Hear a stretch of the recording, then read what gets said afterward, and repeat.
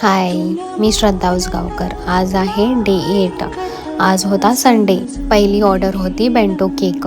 कस्टमरनं reference pic दिला होता. As it is मी सेम टू सेम इथं डिझाईन क्रिएट करत आहे. मी इथं डिझाईन क्रिएट करून घेतलेली आहे आणि इथं बेंटो बॉक्समध्ये मी घालत आहे.